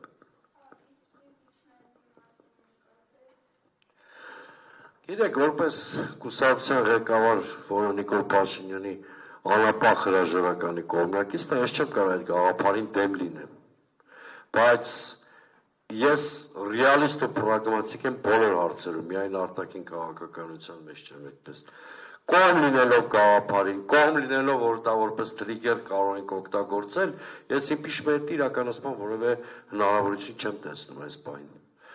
Իմպիչմենտի գործընթացը արտացել է մի շատ ավելի կարևոր խնդրից, որը կոչվում է համաժողովրդական շարժում։ Եթե չունես ակտիվ փողոց, իշխանության մեջ ճաքեր չեն գոյանալու։ Դա բացառված է։ Նման նույնիսկ տեսականորեն է բացառված։ Մյուս կողմից ակտիվ փողոց տեսականորեն հավաքել կարող ես, բայց ակտիվ փողոց կարող ես պահել, եթե ունես այլընտրանքային քաղաքական ծրագիր։ Հետևաբար նախ պիտի լուծել այլընտրանքի հարցը, լուծել ծրագրի հարցը, լուծել ուժեղ առաջնորդի եւ հարթակի հարցը, նոր խոսել իմպիչմենտի հնարավորության մասին։ Բայց այս թեման ես հիմա նույնիսկ փակված եմ համարում, որովհետեւ երբ որ երկու խմբակցություններից մեկի առաջնորդը ընդդիմադիր պարզ ասում է, որ դա իրատեսական չի, իրենք չեն մասնակցելու այդ process-ին, իսկ թվաբանությունը բոլորս գիտենք, որևէ ձև այդ 36-ը առաջանալ չի կարող։ Եթե ֆորս մաժորներ չլինեն, բոլորի սպասվում են հերթական ընտրություններ։ Միայն ինչ-որ, չգիտեմ, բայց արտաքին ֆորս մաժորներ առաջիկա 7 ամսում մի քիչ դժվար են պատկերացնում, ասեցի նոր Միացյալ Նահանգներ Իսրայել հարաբերությունների մասին, երբ որ խոսում էի, այդ թեմային հանգամանալից անդրադարձա։ Ուրեմն եթե ֆորս մաժորներ չլինեն, այս խորհրդարանը ամուլ է այդ հարցում, այսինքն իմպիչմենտ իրականացնելու հարցում, 2 օր առաջ եթերում մի հատ պատկերավոր արտահայտություն է արել, հետո ոմանք հումորով արձագանքեցին, ոմանք բան, հենց 168-ի եթերում եմ արել, 168-ն էլ հիմա մեզ նկարում է, ոչինչ մի անգամ էլ կարող եմ անել, ուրեմն այս խորհրդարանը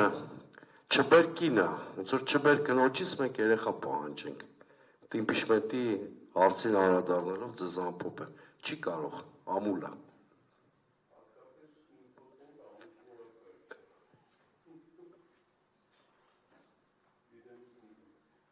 Դա հարց։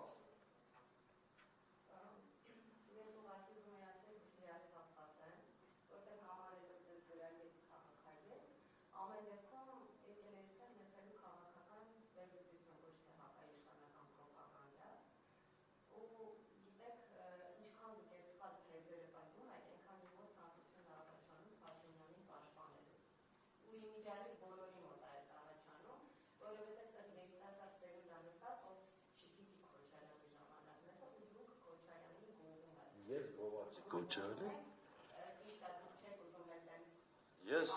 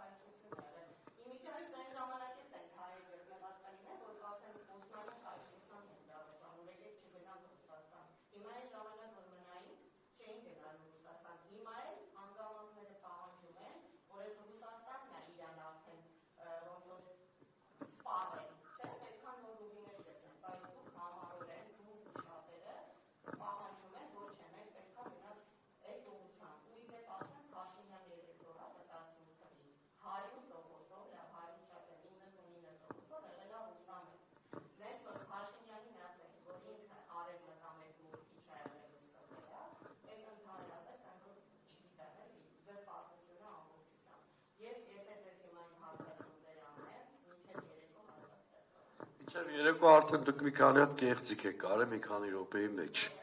Հեսա հերթով կասեմ, պետք չի միջև երեկո անել, որտեղ եթե ձեզ թվում է խոսքի մեջ պիտի սխալ գտնեք ակնհայտ կեղծիք ասելով,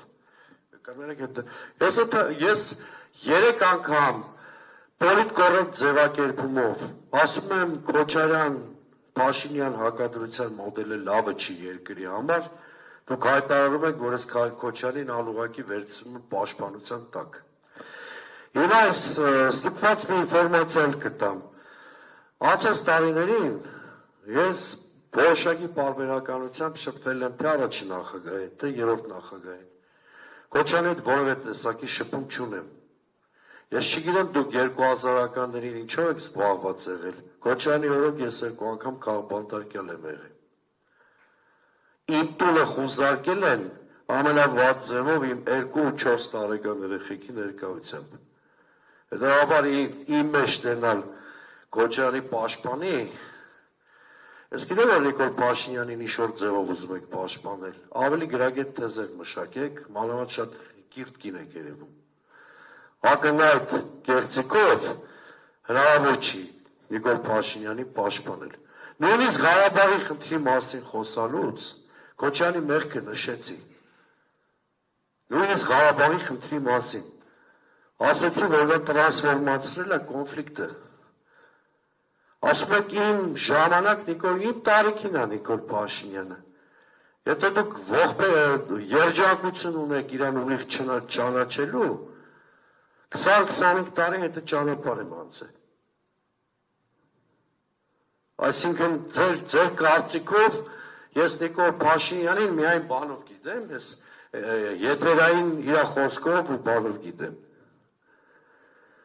Ասում եք ուր մնաց միացումը։ Միացումը չգիտեք ինչ կոնցեպտ էր։ Միացումը կարող էր աշխատել միայն սովետական միության պայմաններում, որտեղ խորհրդային Սոցիալիստական հանրապետությունների միության Սահմանադրության 32-րդ հոդվածը Լեռնային Ղարաբաղի խնդրի կարգավորումը այդ ճանապարհով էր հնարավոր համարում։ Միացման կոնցեպտը սովետական միության փլուզման հետաշրջանառությունից դուրս եկել։ Դա այդտեղ ոչ Ղարաբաղ կոմիտեն է ժողովրդին խաբել այդ հարցում, ոչ Ռոբերտ Քոչարյանն է խաբել, ոչ Սերժ Սարգսյանն է խաբել։ Այդ հարցում բոլորիս խաբեց Նիկոլ Փաշինյանը ու հետևանքները տեսանք, երբ որ Ստեփանագերտում գնաց ասեց Ղարաբաղը Հայաստանը եւ վերջ։ Այդքան կոնտեքստից դուրս բան ինքը ասեց, վտանգավոր միջազգային հանրության աշխերում, որ լրիվ լեգիտիմացրեց Ալիևի պատերազմ սկսելու բանը։ Այդ միացման կոնցեպտը մասնագիտությամբ ում այդ պատիվ ունեմ շփվելու քաղաքագետ եք։ Դեպսակի, դուք չգիտեք, որ միացման կոնցեպտին ոչ մեկ չի դավաճանել, որ միացման կոնցեպտը դա եղել է սովետական միության իրավա քաղաքական կարգավորումը հակամարտության կարգավորման։ Բա կարելի է Նիկոլ Փաշինյանին պաշտպանելու համար նման տոտալ կերծիկ կամ մեղադրանք հասցեագրել, լավ թե վատ Հայաստանի Հանրապետության առաջին նախագահին կամ հետո մյուս նախագահներին։ Ասում եք հակաիշխանական քարոզաներեք, ձեր հարցին պատասխանն հետո կարող եք էլի ասել։ Ասում եք հակաիշխանական պրոպագանդա եմ տանում։ Հա? Գիտեք, ես շատ հարգելով, որ լսանում երիտասարդներ են, ճիշտ հակառակը փորձեցի շատ մեղմ բառապաշարով արտահայտվել, նույնիսկ ավելի մեղմ, քան հարցազրույց տալուց եմ անում։ Որպեսզի ու փորձեցի այլընտրանքել առաջարկել։ Ասում եք Ռուսաստանը սպառված է։ Նայում եմ ձեզ, գիրք կնոջ տպավորություն եք թողում, կրկնում եք մի հատ խելապակաս գործչի թեզ, Խզմալյանի։ Բայց ինչու՞ր է սպառված Ռուսաստանը։ Այդ կերակրեցի 4-5 տարի Հայաստանի հասարակության ամեն ուրբաթ պսևդոարևմտամետները Ռուսաստանի քելեխն են տալի։ Ու սպառված հաղթես պատերազմում։ Այդ արևմտյան տրենդից նույնի շերվել եք, ասեմ ինչի։ Հիմա Թրամփը ձգտում ամեն ինչ անել, որպեսզի ռուս-ամերիկյան հարաբերությունները կարգավորվեն։ Մեր արևմտյան շրջանակները էլի մնացել են նախատրամպյան արևմտյան նարատիվների գերին։ Չկա մի աբերեր աշխարհ։ Ես երբ ինձ լսել եք, որ ասեմ Եվրոպայի հետ հարաբերություն կարգավորելը բանա դավաճանությունն ռուսների հանդեպ։ Նման արտահայտություն դուք ինձանից լսել եք։ Ես ասում եմ, ես կողմ եմ բալանսավորված արտաքին քաղաքականությունը։ Նիկոլ Փաշինյանի քաղաքականությունը բալանսավորված է։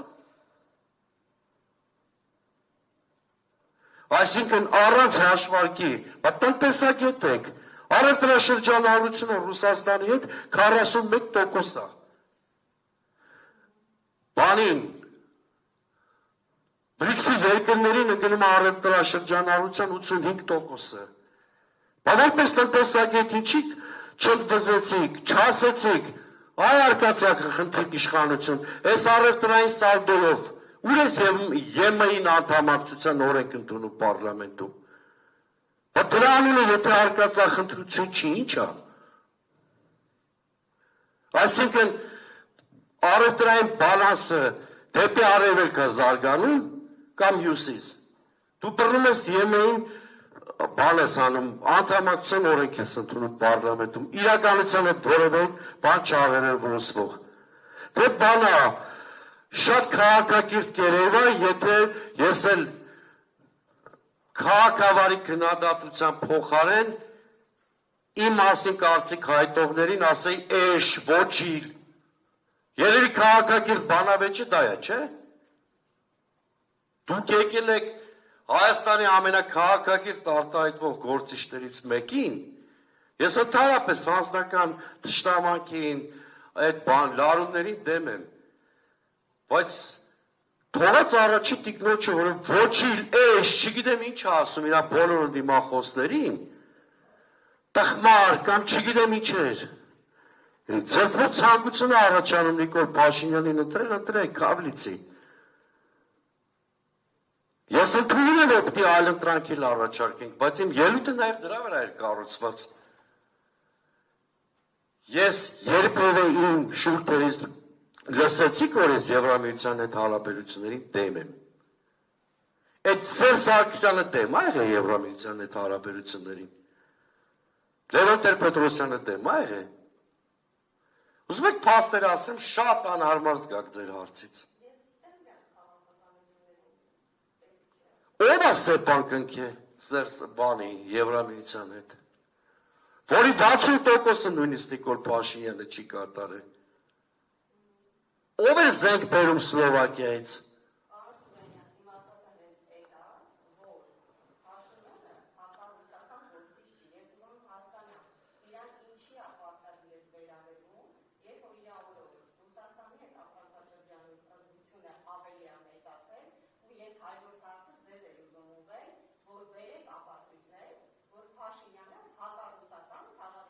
Երմայի անդամակցության օրենքը։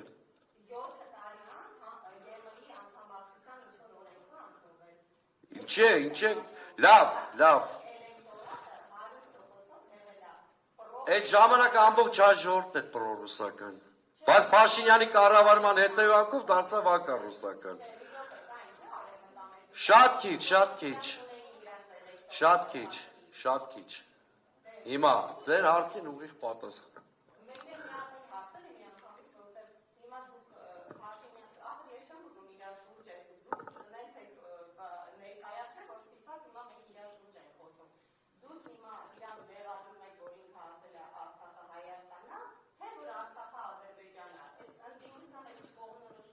Մի րոպե, Արցախ-Ադրբեջանը ինչ։ Ով ասե Արցախ-Ադրբեջանը։ Լսեք,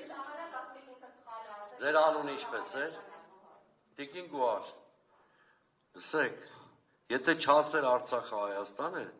ու մի շարք այլ բաներ չաներ նաև։ Խոսքը միայն այդ հայտարարության մասին է։ Չես հանձազերծվի այս մարտակուլ պատերազմը, մենք ստիպված չենք լինի հիմա էլ արդարացումներ գտնել, թե ինչի ասվի Արցախը Ադրբեջանը։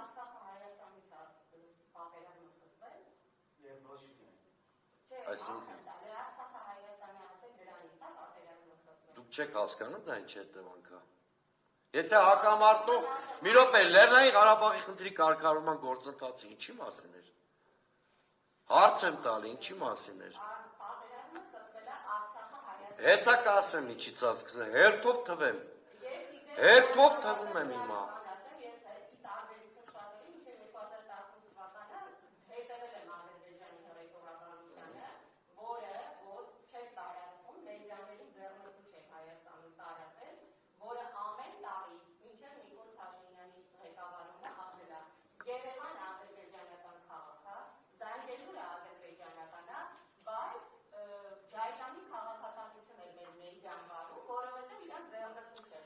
Մոտավորապես, գիտեք ինչ եք ասում, մոտավորապես,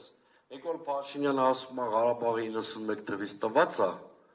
բայց պասում են ես գայի, որ գային ինձանից վերցնեն, մոտավորապես այդ թեզն եք առաջ տանում։ Հիմա ես ձեզ ասեմ, ինչով Նիկոլ Փաշինյանը նպաստեց, իսկ ինչի մենք սկսենք պատերազմ, մենք ինչ խնդիր չենք լուծել, որ պատերազմ սկսենք, լուծել ենք խնդիր։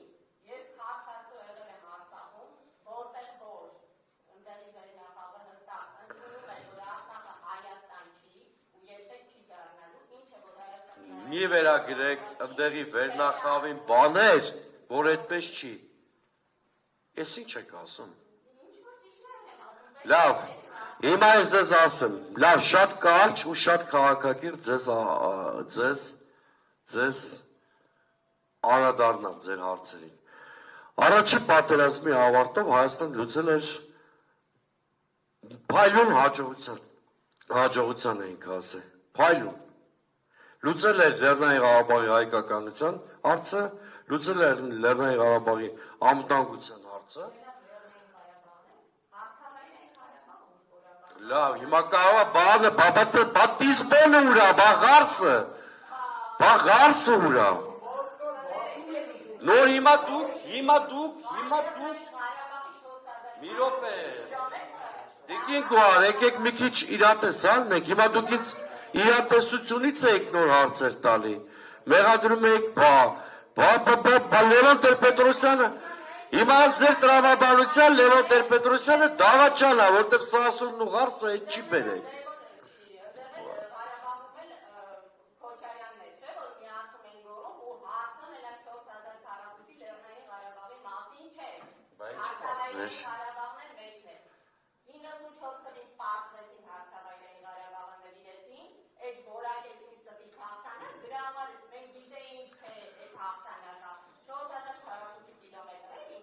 Ես հասկացա,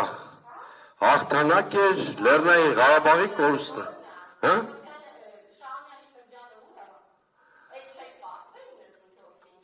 Տիկին գոհար,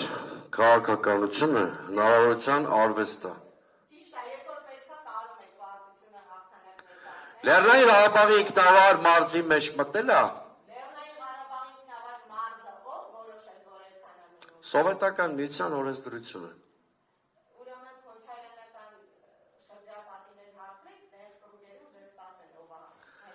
Ես ներկրուկներում ոչ մեկ հետ չեմ շփվում, բացահայտ եմ շփվում։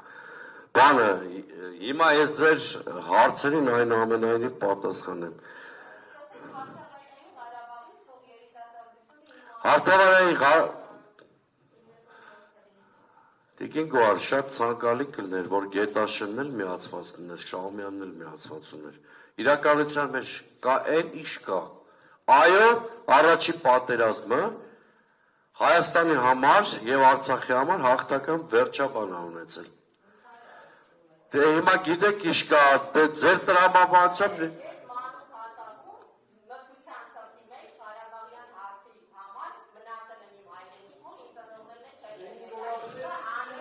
Լավ, հիմա դուք ո՞նց եք համարձակվում, այսքանից հետո ո՞նց եք համարձակվում, ինձ մեղադրել Նիկոլ Փաշինյանին քննադատելու համար։ Գոնեն առաջի 3-ը 43,000-անոց տարածք էին վերցրել։ Նման խնդիր չի դրվել։ Այդպես։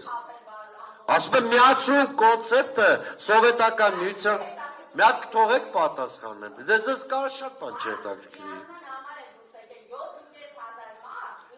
Տիկին գոհար, արդեն, տիկին գոհար, կթողեք պատասխանեմ ձեր հարցին։ Մի րոպե, ժողովուրդ, կարող եք, մի րոպե թողեք հարցին պատասխանեմ։ Էլի եմ ասում, տիկին գոհար, ստեղ պոլեմիկայի մեջ մի մտեք, ակնհայտ հակագիտական թեզեր եք դուք շրջանառություն։ Դե թողեք պատասխանեմ։ Թողեք պատասխանեմ, էբ ձեզ մեկա բանը, եթե դուք լատենտ իստվում ան լատենտ իշոր մարդու կողմնակիցն եք, որտև ակնայդ փաստից հետո էլի շարունակում եք նույն Հիմա մի րոպե թողեք պատասխանեմ։ Ուրեմն սիրելի ուսանողներ, քանի որ մեղադրանք ենա, որ ես ձեզ խաբում եմ, ու մեղադրանք ենա, որ մի մեսիա ունենք դալիճում, որը բացարձակ ճշմարտություններ է ասում։ Մի րոպե, տիկին գոհար, արդեն մի տատեք խնդրում եմ ու պահանջում եմ։ Ուրեմն առնվազն անգրագետ է պնդել, որ ինչ-որ մեկը միացման սկզբունքին դավաճանել է։ Միացման մոդելը, որը ծնվել է սովետական միության իրավական կարգավորումներից։ Դա Այդ պահանջին որևէ մեկը չի դավաճանել, միջև են պահել, երբ որ սովետական միությունը փլուզված չէր։ Սովետական միության փլուզումից հետո մի քանի օր առաջ իմ ընկեր եւ գործընկեր Լևոն Զուրաբյանը շատ հանգամանալից եւ մանրամասն այդ մասին խոսեց, պետք է առանց դավաճանելու Ղարաբաղյան շարժման սկզբունքներին խնդրի ճիշտ տրանսֆորմացիա գտնել Ինչը Հայաստանի իշխանությունները արել են։ Ոչ միայն արել են, այլ պատերազմը ավարտել են հաղթանակով, ամբողջ միջազգային հանրությունը ամբողջ փորձագիտական դաշտը միջազգային այդ պատերազմը համարում է հայկական կողմի հաղթանակ, բացի Տիկին Գոհարը։ Դե հիմա այդպես կարապատայի Տիկին Գոհարը։ Հիմա մենք ունենք հրաշալի իրավիճակ Լեռնային Ղարաբաղի հայկականությունը սուբյեկտությունը երաշխավորելու, Հայաստանի անվտանգությունը երաշխավորված էր։ Ես քիչ առաջ ասացի, բանակցային գործընթացը Լեռնային Ղարաբաղի կարգավիճակի մասին էր։ Թիվ 1 հարցը բանակցային գործընթացի դա էր։ Բայց եթե հակամարտող երկու կողմերից մեկի ղեկավարը ասում է Ղարաբաղը Հայաստան է եւ վերջ, նշանակում ասում այլ բանակցային գործընթաց գոյություն չունի։ Թողեք ես պատասխանեմ։ Թողեք ես պատասխանեմ։ Ես նոր ասացի, Քոչարյանը ինձ սխալ է արել, բայց մի փորձեք, ես եմ Քոչարյանի օրոք կալանավոր եղել, բայց մի փորձեք Քոչարյանի սխալը նույնացնել բանի, ուրեմն Նիկոլ Փաշինյանի չասեմ ինչի հետ, ազգակործան քայլի հետ, ասում եմ ես Քոչարյանին դեպ պայքարել եմ ձեզնից շատ էլ Քոչարյանի հետ հարցեր եմ ունեցել, բայց ես գիտեմ Ղարաբաղի կործանման հարցում ով ինչ պատասխանատվություն ունի, մի փորձեք պատմությունից բանել, հիմա էլ բանը, բարի սպասվեց ես ձեզնից Քոչարյան պաշտպանող, դարձայելի եմ կրկնում, երբ որ Քոչարյանի դեմ ես պայքարում եմ, չգիտեմ դուք ինչ եք անում։ Հետևաբար, եկեք պատմության խեղաթյուրմամբ չզբաղվենք։ Նույնիսկ 44 օրյա պատերազմից հետո, նոյեմբերի 9-ի փաստաթղթով Ղարաբաղի կարգավիճակը կանխորոշված չի եղել։ Այսօր Լավրովը Երևանում ասեց, որ Ալիևի Փաշինյանի եւ Պուտինի միջև ջենտլմենական համաձայնություն է ձեռք բերել Ղարաբաղի կարգավիճակը թողնել ապագա ծերունդներին։ Մի րոպե, դե հիմա կարելի է հարց եք տվել պատասխանեմ։ Ես ձեզ կարճ ասեցի, ասում եմ որևէ մեկը միացման թեզին չի դավաճանել։ 91 թվականին ցույց տվեց որևիցե նախագահի ելույթ, ով ասել է, որ այլևս հնարավոր չի Արցախի միացումը, քանի որ փոխվել է սովետական։ Ես հիմա գիտեք, այսինքն ամբողջ իրիկուն պիտի մնանք ստեղ, ես հերթով ասեմ։ Դուք տեղյակ չեք, որ Լեռնային Ղարաբաղում հանրաքվե է եղել անկախության։ Բա որ տեղյակ եք ինչի եք այդ անիմաստարցը տալի։ Նման հանրաքվե չի եղել Ղարաբաղում։ Լավ, Տիկին ջան, դուք ընդհանրապես ոչ մի փաստի չեք տիրապետում։ Լավ, բան չի, գիտեք ինչ կա։ Տոշտի դառա բանը, մեր այսօրվա վարչապետը անիմաստ արգումենտով խոսան է։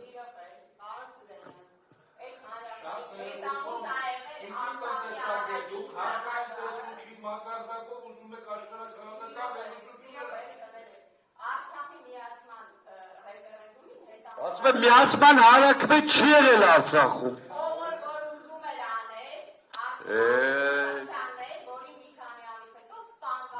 Դադարեցնենք, ձեզ այլևս չեմ ուզում լսել ես։ Չեմ ուզում լսել։ Ասում եմ չեմ ուզում ձեզ լսել։ Ես երկիշ չեմ Տիկին, այ դուք արդեն ես 100%-ով գիտեմ ով է ձեզ ուղարկի։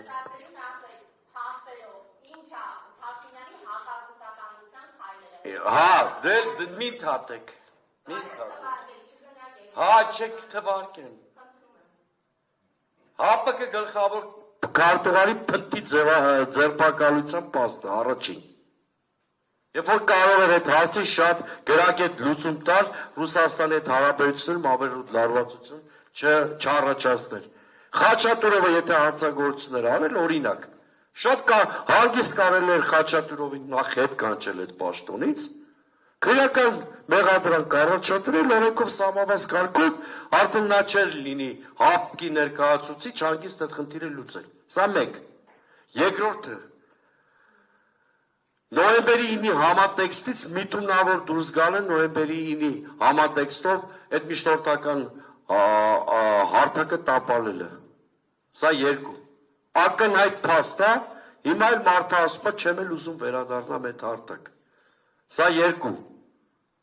Երրորդը Բրայի հայտարարությունը ուղնուցուցով հակահայկական, հա, իշոր իմաստով նաև հակառուսական։ 4-րդը Եվրամիությանը անդամակցելու օրենքի ընդունումը։ 5-րդը պատմությունը խեղաթյուրելու փաստերը։ Մայիսի նախմբագրվում պատմությամբ, նույնիսկ ցեղասպանության ժխտողական թեզեր են վտանգավոր կետին են հասել, որ բանը հասել է նրան, որ ցեղասպանության մեջ են ուզում ռուսականները տեսնել։ Ու այսպես կարող ենք մի քանի ժամ ստեղ նստել, ես ես հերթով բացատրեմ իր քայլերի տրամաբանությունը։ 2021 թվականի դեկտեմբերից սկսած Նիկոլ Փաշինյանը խնդիր է դրել Հայաստանը դուրս բերել ռուսական ուղեցրից։ Մի րոպե, 18 թվականից չի արել։ Մի րոպե, ես իմ նոտարը չեք ստել։ Ես ինչ ասում եմ, փաստերով եմ ասում։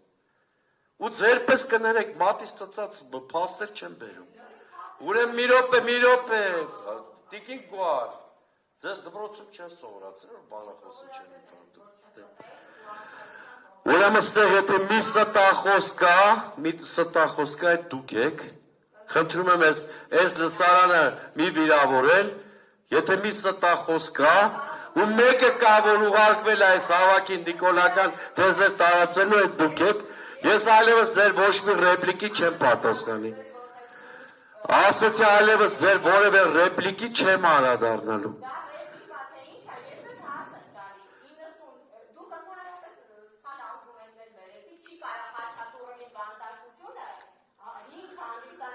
Եթե միայն է պատճառով, որ տիկին գուարը տենց է մտածում, չի նշանակում, որ չի կարա։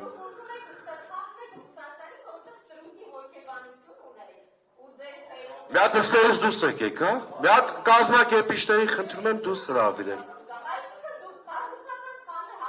Ուրեմն դուք եք սրբագործում Նիկոլ Փաշինյանին, ուղնուցուցովել նիկոլականես ու հիմա դալիճից կարաս դուրս գաս։ Լավ, համարեք, որ ես տիկինը դալիճում չի, հարցեր կան։ Ոչ մեկից չի հետաքրքրում։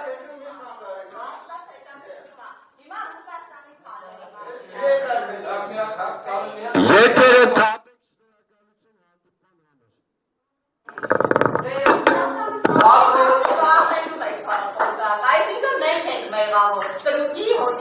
Սրուկը դու ես, հլը կեզ է լինի շատ մեջ պայ։ Ես չեմ ուղղակի վիրավորել, բայց ուղղակի